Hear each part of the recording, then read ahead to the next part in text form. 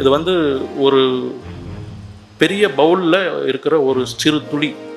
நான் பலமுறை வியந்தது உண்டு, பிஎஸ்ஜியோட சக்ஸஸுக்கு காரணம் என்ன? எல்லாரும் தான் காலேஜ் வாங்குறாங்க, எல்லாரும் தான் காலேஜ் நடத்துகிறாங்க, ஏன் பிஎஸ்ஜிக்கு மட்டும் ஒரு தனித்துவம்? ஏன் பிஎஸ்ஜி மட்டும் வந்து பார்த்திங்கன்னா இந்தியாவில் ஆர்ட்ஸ் அண்ட் சயின்ஸில் முதல் 10 இடத்துக்குள்ள இருக்காங்க, டெக்னாலஜி ஸ்டடீஸில் முதல் 100 இடத்துக்குள்ள இருக்காங்க, இதெல்லாம் எப்படி சாத்தியம்னு ஒவ்வொரு முறையும் யோசித்து கொண்டே இருப்பேன். நான் நினச்சேன் இது வந்து டெக்னாலஜி டெக் ஸ்டூடெண்ட்ஸ் தான் அதை பண்ணியிருப்பாங்கன்ட்டு. அதுக்கப்புறம் தான் ஃபேக்கல்ட்டிஸ் எல்லாம் சொன்னாங்க, இல்லை சார் இது பாலிடெக்னிக்காரங்க பண்ணினதுன்னு சொல்லிட்டு.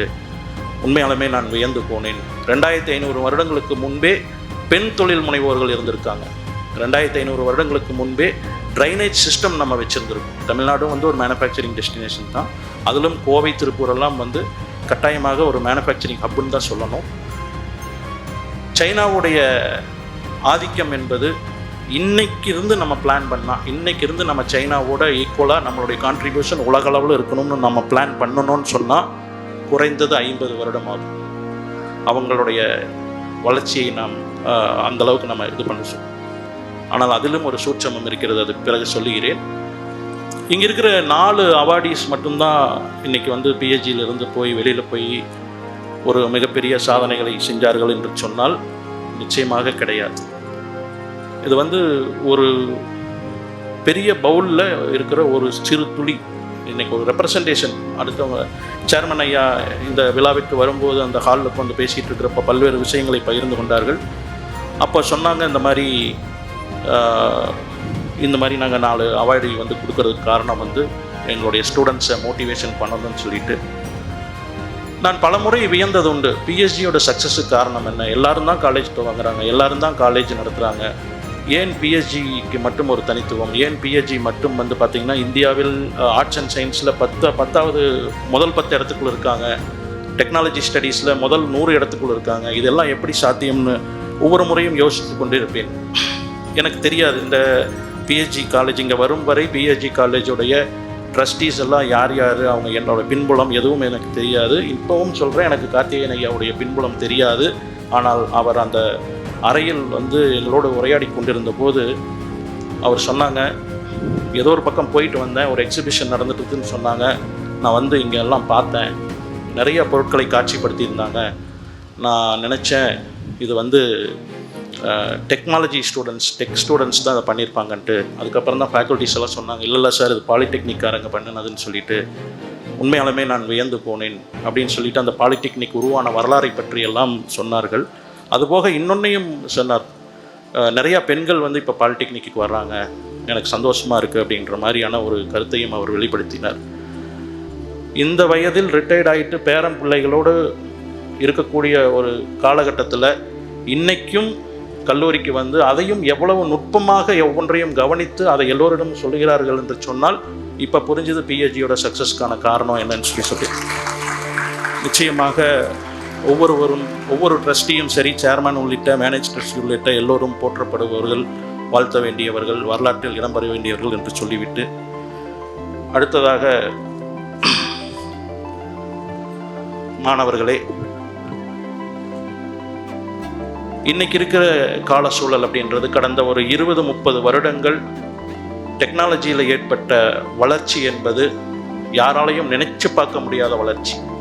வாய்ப்பே இல்லை அந்தளவுக்கான வளர்ச்சி. நாம் பேசிக்கொண்டிருக்கக்கூடிய இந்த நேரத்தில் கூட ஒரு புதிதாக ஒரு கண்டுபிடிப்பு உருவாகிருக்கும், அதை மார்க்கெட்டுக்கு வந்திருக்கும், நிறையா டெஸ்டிங்கில் இருக்கும், நிறையா ஆய்வுகள் இருக்கும். இந்த மாதிரியான சூழலில் உள்ளபடியே உங்களுக்கு எல்லாத்துக்குமே வந்து இன்றைக்கி ஒரு மனதிற்குள்ள ஒரு பயம் இருக்கும். எப்படி நம்ம வந்து இந்த மாதிரியான ஒரு சூழலில், போட்டி நிறைந்த இந்த சூழலில் நம்ம எப்படி முன்னேற முடியும், நம்ம எப்படி வந்து பண்ண முடியும் அப்படிங்கிறது. இதெல்லாம் நீங்கள் தெரிஞ்சுக்கிறதுக்கு முன்னாடி தமிழ்நாட்டுடைய வரலாறையும், இந்தியாவில் தமிழ்நாடு எங்கே இருக்கிறது என்ற வரலாறையும், இந்த கொங்கு பகுதி மட்டும் ஏன் இவ்வளவு பெரிய வளர்ச்சி அடைந்ததை பற்றியும் அந்த வரலாறுகளையும் நிச்சயமாக நீங்கள் தெரிந்து கொள்ள வேண்டும் என்று ஆசைப்படுகிறேன். இந்தியாவின் பொருளாதார ஜிடிபி வளர்ச்சியில் 2வது இடத்தில் தமிழ்நாடு இருக்கிறது. அதிக அளவு இண்டஸ்ட்ரீஸ் இருக்கக்கூடிய மாநிலம் தமிழ்நாடு. அதிலும் லார்ஜர் இண்டஸ்ட்ரீஸில் பார்த்தீங்கன்னா ஒரு 39,000 இண்டஸ்ட்ரீஸ் இருக்கக்கூடிய ஒரே மாநிலம் தமிழ்நாடு. கோவையில் மட்டுமே தமிழ்நாட்டின் 40% சிறு குறு உற்பத்தி நிறுவனங்கள் கோவையில் மட்டுமே இருக்கின்றது. இந்தியாவின் ஜிடிபிக்கு 1% கோவை மட்டுமே தருகிறது என்று சொன்னால் இன்னைக்கு கோவையுடைய வலிமை என்ன, தமிழ்நாட்டினுடைய வலிமை என்ன என்று தெரிந்து கொள்ளலாம். அது மட்டுமல்ல, இந்தியாவின் அதிக தொழில் முனைவோர்கள், பெண் தொழில் முனைவோர்கள் இருக்கக்கூடிய மாநிலம் தமிழ்நாடு. இந்தியாவிலேயே அதிகமாக வேலைக்கு செல்லக்கூடிய பெண்கள் இருக்கக்கூடிய மாநிலம் தமிழ்நாடு. இந்தியாவிலேயே பெர் கேபிட்டா இன்கம் அதிகம் இருக்கக்கூடிய மாநிலம் தமிழ்நாடு. இப்படியான அத்தனை சமூக பொருளாதார குறியீடுகளிலும் தமிழ்நாடு முன்னணியில் இருக்கிறது என்று சொன்னால் அதற்கான வரலாறு நம்ம பிஎஸ்ஜி மாதிரி இன்ஸ்டிடியூஷனோட சேர்ந்து. அது மட்டும் அல்ல, நம்மளுடைய வர்த்தக வரலாறு, நம்மளுடைய தொழில்நுட்ப வரலாறு என்பது ஒரு 100-200 வருட பாரம்பரியம் அல்ல, 3000 வருட பாரம்பரியம். தொல்காப்பியத்தில் பேசியிருக்காங்க. நீங்க 2000 வருடங்களுக்கு முன்னால வந்திருக்கிற திருக்குறள்ல பேசியிருக்காங்க.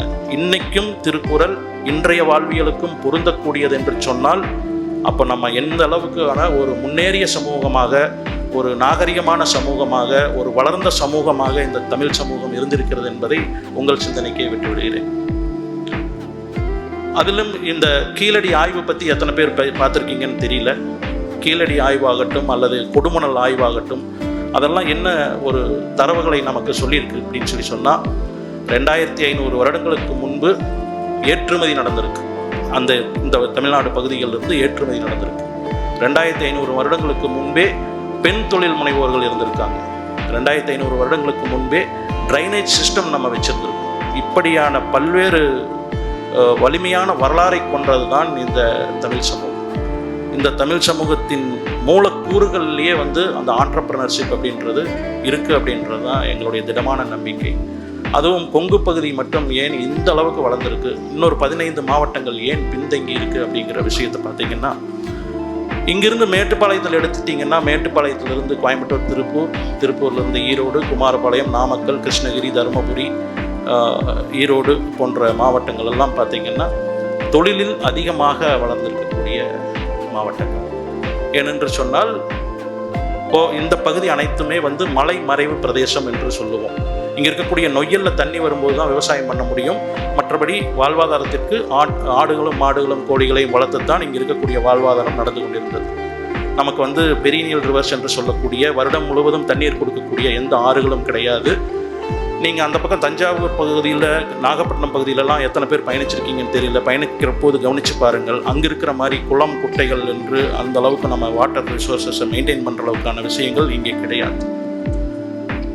ஆனாலும் கூட தொழில் அப்படிங்கிற ஒரு விஷயம் வரும்போது அதை மிகச்சரியாக கெட்டியாக பிடித்து கொண்ட ஒரு ரீஜன் என்று சொன்னால் அது கொங்கு பகுதி தான். அதிலும் குறிப்பாக கோயம்புத்தூர், திருப்பூர், ஈரோடு, சேலம் இந்த மாவட்டங்கள் எல்லாம் பார்த்திங்கன்னா மிகப்பெரிய அளவில் தொழில் வளர்ந்ததுக்கான காரணம் அந்த மாதிரியான ஒரு சூழல். ஏன்னா ஒரு வேட்கை, ஒரு தாகம் இருந்துகிட்டே இருந்துச்சு இந்த பகுதிகளில். அடுத்தடுத்து வாழ்வாதாரத்துக்கு நம்ம என்ன செய்யணும், அடுத்தடுத்து மாற்றங்களுக்கு ஏற்று நம்மை மாற்றிக்கொண்டு பயணிக்க வேண்டிய அந்த ஒரு தாகம், வேட்கையும் இருந்து கொண்டிருந்த காரணத்தினால்தான் இந்த பகுதிகளெல்லாம் மிக அதிகமாக வளர்ந்துருக்கு. அந்த பகுதியெல்லாம் வளரலையா அப்படின்னு கேட்டால், ஒரு காலத்தில் இது எப்படி சவுத் இந்தியாஸ் மான்செஸ்டராக இருந்ததோ அதுபோல் அந்த பக்கம் ரைஸ் பவுல் ஆஃப் இந்தியாங்கிறது தான் தஞ்சாவூர் சைடில் இருக்கக்கூடிய அந்த பக்கம் இருக்கக்கூடிய கடற்கரை பகுதிகள், கிட்டத்தட்ட நாகப்பட்டினம் அது வரைக்கும் எல்லாமே சொல்லுவோம். கிட்டத்தட்ட ஒரு 7-8 மாவட்டங்கள், கும்பகோணம் உள்ளிட்ட சொல்லலாம். அங்கெல்லாம் பார்த்தீங்கன்னா நெல் தான் பிரதான பயிர், விவசாயம் தான் பண்ணிகிட்டு இருந்தாங்க. நிறையா தண்ணி இருந்துச்சு. நெல்லை அறுவடை செய்து கொண்டு அவர்களுக்கு பெருசாக வேலை இருக்காது. காடு கழனிகளில் அந்த விவசாய வேலை நேரம் போக நிழலாட சாப்பிட்டு நிழலாட அவங்க அந்த குளக்கரைகளிலும் கம்மாய் கரைகளிலும் உட்கார்ந்து கொண்டு சிந்தித்ததன் விளைவு தான் அந்த பகுதியிலிருந்து பார்த்திங்கன்னா சினிமாவில் இருக்கவங்க நிறைய பேர், அந்த பகுதி கலை இலக்கியம் சார்ந்தவங்களாம் நிறைய பேர் அந்த பகுதியிலிருந்து தான் வந்திருப்பாங்க. ஏன்னா அவ்வளோ நேரம் இருந்தது, சிந்தனை செய்யக்கூடிய அளவிற்கான அந்த சூழல் அப்படி இருந்துச்சு. இந்த சைடு அப்படி இல்லை அப்படிங்கிறது தான். அதற்காக அந்த பகுதியையும் இந்த பகுதியையும் குறைத்து மதிப்பிட்டோ ஏற்றி மதிப்பிட்டோ நான் சொல்லுவதற்கு தயாராக இல்லை. அந்த வரலாறுகளை, தமிழ்நாட்டின் வரலாறுகளை நீங்கள் எளிதாக புரிந்து கொள்ள வேண்டும் என்பதற்காகத்தான் நான் இதை சொல்கிறேன். ஆனால் இன்றைய சூழ்நிலை அப்படி அல்ல. இன்றைய சூழ்நிலை தமிழ்நாட்டின் எல்லா மாவட்டங்களும் வளர்ந்து கொண்டிருக்கக்கூடிய சூழலை நோக்கித்தான் சொல்கிறோம். கோயம்புத்தூருக்கு கிட்டத்தட்ட ஆல்ரெடி சேச்சுரேட்டட் ஆயிடுச்சு. திருப்பூரும் கிட்டத்தட்ட ஆல்ரெடி சேச்சுரேட் ஆகக்கூடிய சூழ்நிலைக்கு வந்தாச்சு. கொங்கு பகுதியில் கிட்டத்தட்ட பார்த்தீங்கன்னா தொழில் வளர்ச்சி அப்படிங்கிற இடத்துல சேச்சுரேட்டட் அப்படின்னு நான் சொல்கிறது வந்து இன்றைக்கி லேண்டு காஸ்ட்லேருந்து அஃபோர்டபுளாக இருக்கா அப்படிங்கிற பல விஷயங்களை கணக்கு போடும்போது இன்றைக்கி தொழில் நடத்தக்கூடிய சூழல் இங்கே அதிகமாக இருந்தாலும் கூட நாம் ஆட்கள் அதிகமாக இருக்கக்கூடிய இன்ஃப்ராஸ்ட்ரக்சரை பெரிய அளவில் டெவலப் பண்ணக்கூடிய மாவட்டங்களை நோக்கி நாம் நகரக்கூடிய கட்டாயத்தில் இருக்கும். நான் ஏன் இது இவ்வளோ டீட்டெயில்ஸ் உங்கள்கிட்ட சொல்லணும் அப்படின்னு சொன்னால் உங்களுக்கான வாய்ப்புகள் எங்கெங்கே இருக்குது அப்படிங்கிறதுக்காக நான் சொல்கிறேன். இன்றைக்கி வாய்ப்புகள் அப்படின்றது வந்து பார்த்திங்கன்னா கோவிட் 1 கோவிட் 2 இதுக்கு முன்னாடி வந்து இன்றைக்கி இது வந்து நம்ம உற்பத்தி நகரத்தில் இருக்கோம். இது ஒரு மேனுஃபேக்சரிங் டெஸ்டினேஷன். தமிழ்நாடும் வந்து ஒரு மேனுஃபேக்சரிங் டெஸ்டினேஷன் தான். அதிலும் கோவை திருப்பூரெல்லாம் வந்து கட்டாயமாக ஒரு மேனுஃபேக்சரிங் ஹப்புன்னு தான் சொல்லணும். சைனாவுடைய ஆதிக்கம் என்பது இன்னைக்கு இருந்து நம்ம பிளான் பண்ணால், இன்னைக்கு இருந்து நம்ம சைனாவோட ஈக்குவலாக நம்மளுடைய கான்ட்ரிபியூஷன் உலகளவில் இருக்கணும்னு நம்ம பிளான் பண்ணணும்னு சொன்னால் குறைந்தது 50 வருடம் ஆகும். அவங்களுடைய வளர்ச்சியை நாம் அந்தளவுக்கு நம்ம இது பண்ண. ஆனால் அதிலும் ஒரு சூட்சமம் இருக்கிறது, அதுக்கு பிறகு சொல்லுகிறேன். அப்போ கோவிட் 1, 2 தொற்று வந்ததுக்கப்புறம் உலகளாவிய நாடுகள், குறிப்பாக பொருளாதாரத்தில் வல்லமை பெற்ற நாடுகள் என்ன முடிவு பண்ணாங்கன்னு சொன்னால், ஃபுல்லி சைனாவோட டிபெண்ட்டாக இருக்கக்கூடாது, நம்மளுடைய டிபெண்டன்சியை வேறு கண்ட்ரிகளுக்கு மாற்ற வேண்டும் என்கின்ற அந்த ஒரு சிந்தனை வந்தது. அந்த சிந்தனையின் காரணமாகத்தான் இன்றைக்கு பார்த்தீங்கன்னு சொன்னால் பின்தங்கிய மாநிலங்களான பீகார், ஒடிசா, ஜார்க்கண்ட் உள்ளிட்ட மாநிலங்களிலெல்லாம் வந்து புதிதாக தொழில்கள் வந்து கொண்டிருக்கின்றன. தமிழ்நாட்டிலும் குறிப்பாக கோவை போன்ற பகுதிகளுக்கும் ஏராளமான தொழில்கள் வந்து கொண்டிருக்கின்றன. நிச்சயமாக இதையெல்லாம் தாண்டி இன்றைக்கி இருக்கக்கூடிய, நான் ஒரே ஒரு தரவை மட்டும் சொல்கிறேன். இன்றைக்கி டிஃபென்ஸ் எக்ஸ்போர்ட்ஸ் கோவையிலிருந்து அதிக அளவு இன்றைக்கி நடந்துகிட்டு இருக்கு. இந்த டிஃபென்ஸ் எக்ஸ்போர்ட்ஸ் 2013-14 எவ்வளோ இருந்துச்சு தெரியுமா? 650 கோடிக்கு உள்ளதாக இருந்துச்சு. மொத்த இந்தியாவின் டிஃபென்ஸ் எக்ஸ்போர்ட்ஸ் என்பது 650 கோடி 10 வருடங்களுக்கு முன்பு.